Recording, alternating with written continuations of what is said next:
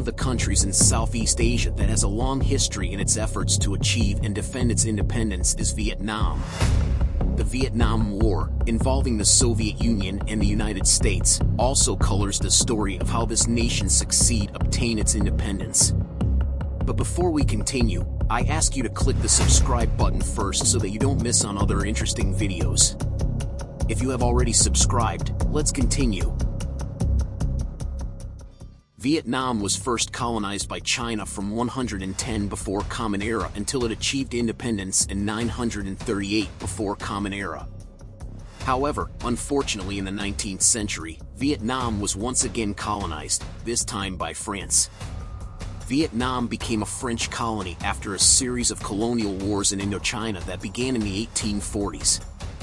France's expansion of power was driven by its desire to rival the rise of the United Kingdom and its need to obtain valuable resources such as spices to fuel its own industries and compete with British industrial dominance. The political policies implemented by France during its colonization of Vietnam led to the emergence of resistance movements by the Vietnamese people with the goal of expelling the French from their country. However, due to the ability of the French, who employed divide and rule tactics to raise discord among the Vietnamese resistance and struggle, two major factions emerged, the nationalist group and the communist group, making it difficult to unite them. In 1919, during the negotiation of the Treaty of Versailles, which was a peace treaty that officially ended World War I between the Allies and the German Empire, Ho Chi Minh submitted a petition advocating for the recognition of the rights of the Vietnamese people in the Treaty of Versailles. However, the petition was rejected. This did not prevent him, and he then appealed to the Allies to stop French colonialism in Vietnam based on the principle of self-determination. Ho Chi Minh also sent letters to French Prime Minister Georges Clemenceau and U.S. President Woodrow Wilson. Ho Chi Minh's efforts did not stop there. He went on to establish an organization called Viet Minh, which aimed to provide a platform for the collective struggle of the Vietnamese people. In its journey, the organization not only burned Vietnamese nationalism but also tried to promote the influence of communist ideology in Vietnam. After a long struggle, their efforts bore fruit, and Vietnam achieved its independence while expelling the French.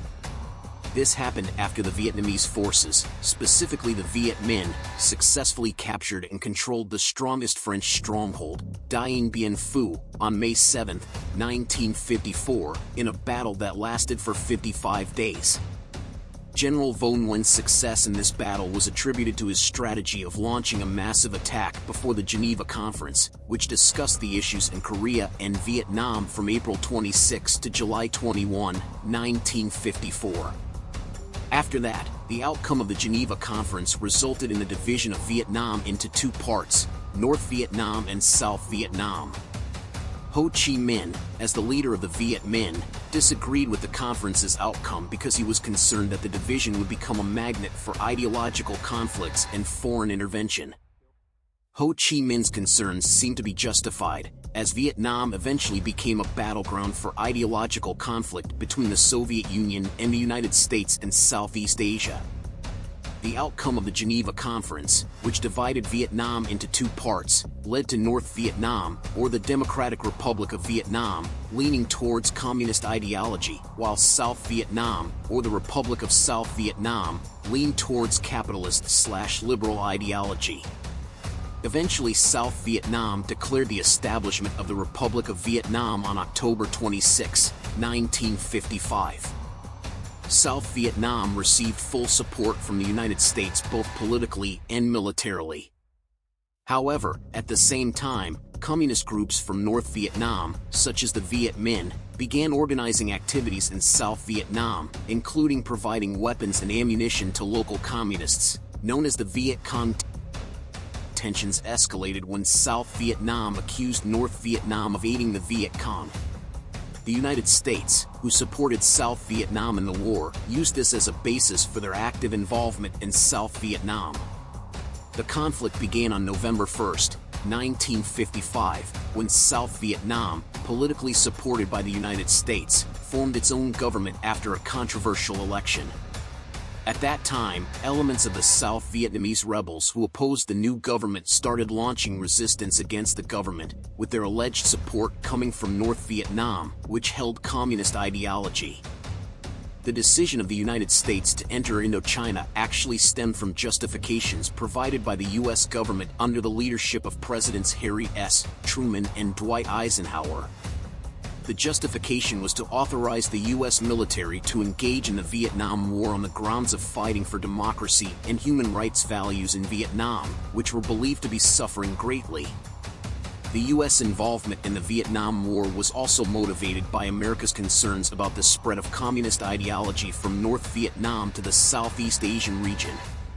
Due to these concerns, the United States felt the need to provide military assistance to South Vietnam, but ultimately, the assistance provided by the United States prioritized its own national interests.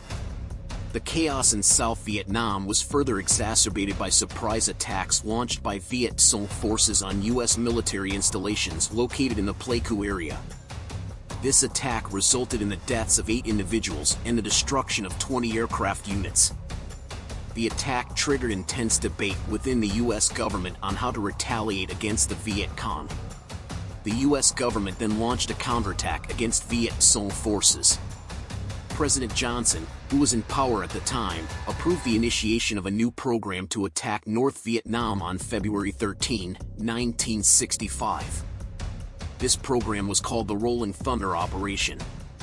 After lengthy debates and a series of delays, Operation Rolling Thunder was finally launched on March 2, 1965. Initially, the first operation was intended as a retaliatory response in the event of an attack from North Vietnam. However, over time, the focus of Operation Rolling Thunder shifted to become a continuous and ongoing program until the end of 1966. Various evaluations stated that the operation had not been able to achieve its goal of halting North Vietnam's support for the resistance in South Vietnam because key targets in North Vietnam were not reachable. However, after making several adjustments, the operation successfully resulted in a 60% reduction in North Vietnam's fuel storage capacity. Despite the significant decrease in fuel capacity and the destruction of some infrastructure in North Vietnam, the fuel reserves held by North Vietnam were still considered more than sufficient to meet their wartime needs. Seeing the lack of results, Operation Rolling Thunder was considered a failure by the civilian population. However, the operation continued despite debates between civilian and military factions within the U.S. government. The military believed that the air campaign achieved its objectives as long as there were increased efforts and the lifting of various restrictions. On the other hand, the civilian population tended to disagree due to the high cost of funding the air campaign in Vietnam, which reached $250 million per month, while the losses incurred by North Vietnam from 1965 to 1966 were no more than $140 million. However, the military's request was eventually granted in March 1967. The focus of Operation Rolling Thunder, which initially only targeted military objectives, was expanded to include various modern industries. These additional targets included power plants and factories. As a result of the destruction of various modern industrial infrastructures, North Vietnam lost up to 87% of its power generation capacity. On another front, the Viet Cong soldiers began to behave well towards the peasants. They even went directly to the fields to help the farmers. This was because the Viet Cong soldiers needed food, protection, and hiding places. In addition to mingling with the farmers, the Viet Cong also indoctrinated them by saying that their fields would be taken over again by the United States and South Vietnam. They likened the Americans to colonialists like the French, but with more money and better weapons, and referred to the politicians and generals of South Vietnam as puppets of the United States who did not care about the welfare of the people.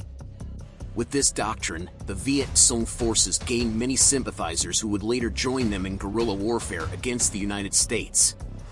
Although the Viet Cong were outgunned by the Americans, as we know, they managed to win the war using only simple weapons such as spears, swords, and sharpened bamboo traps. One of the most famous aspects of the Viet Cong forces was the Siu Chi tunnels, which were used to launch attacks on American troops. The failures of the United States in carrying out the Rolling Thunder operation, which occurred repeatedly, sparked strong protests from the American people who opposed the Vietnam War. The escalating protests led to a rift between civilians and the military in determining how to end the Vietnam issue. These protests also had a psychological impact on the American troops in the battlefield. Furthermore, with the reduction of military funding, the soldiers faced shortages of food and war supplies, which had fatal consequences for their military capabilities. After a prolonged internal conflict, in 1973, the United States was declared defeated in the war, and Vietnam was granted the right to determine its own fate. The instability in the relationship between the military, the government, and the people was one of the causes of America's defeat in the war. Thank you for watching this video. We hope you enjoyed it, and don't forget to share this video with your friends. Thank you and see you next video.